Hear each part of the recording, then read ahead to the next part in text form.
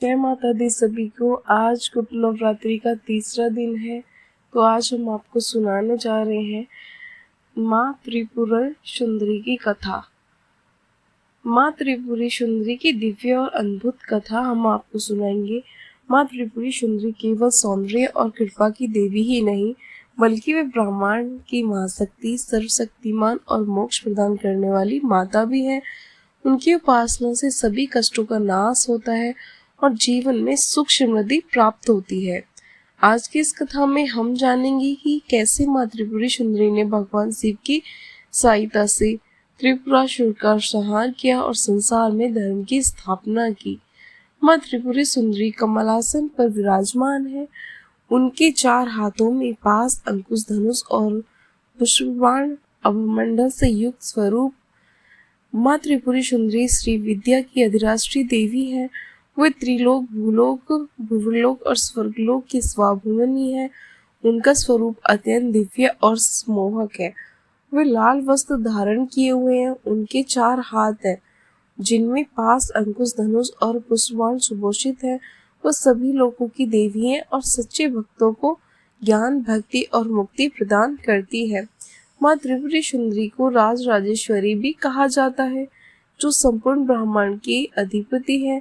वो शक्ति का सर्वोच्च स्वरूप है और उनकी आराधना से मनुष्य को सभी सुख संपत्ति प्राप्त होती है।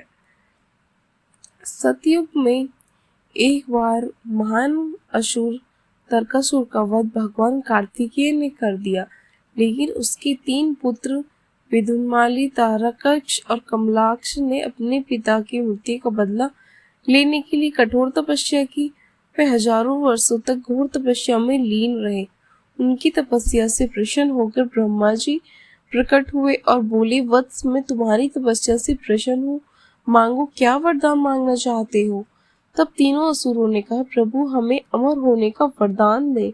ब्रह्मा जी बोले, ये संभव नहीं है, क्योंकि जो जन्मा है उसका अंत निश्चित है, परंतु मैं तुम्हारे ऐसा वरदान देता हूँ जिससे तुम तीनों अजेय नगरों में रह सकोगे। इन नगरों को कोई कभी नष्ट नहीं कर पाएगा, जब तक कि एक ही बाण से तुम्हारा संहार ना करे। इस वरदान से तीनों असुर अत्यंत प्रसन्न हुए और उन्होंने मायासुर से तीनों आकाशमार्गी नगरों का निर्माण करवाया, जो त्रिपुर कहलाया। असुर देवताओं, ऋषियों और अमृत जैसे अनुभव होने लगे। उन्होंने अपनी अजय शक्ति से तीनों लोकों में आतंक मचा दिया। देवताओं को हराकर स्वर्ग पर अधिकार कर लिया। ऋषियों की तपस्या भंग करने लगे और मानवों को सताने लगे। असुरों के अत्याचार से त्रस्त होकर समस्त देवता भगवान विष्णु और ब्रह्मा जी के पास पहुंचे, लेकिन वे सभी त्रिपुरासुरों के वरदान के कारण उन्हें मारने में असमर्थ थे। तब सभी देवताओं ने मिलकर भगवान शिव की आराधना की। भगवान शिव बोले, जब तक शक्ति स्वयं मेरे साथ नहीं होगी, तब तक मैं इन्हें नष्ट नहीं कर पाऊंगा। तब सभी देवी देवताओं ने माँ भगवती की आराधना की। देवताओं की प्रार्थना सुनकर माँ त्रिपुरी प्रकट हुई और उन्होंने भगवान शिव को शक्ति प्रदान की। तब भगवान शिव ने देवताओं को आदेश दिया कि वे एक दिव्य रथ तैयार करें।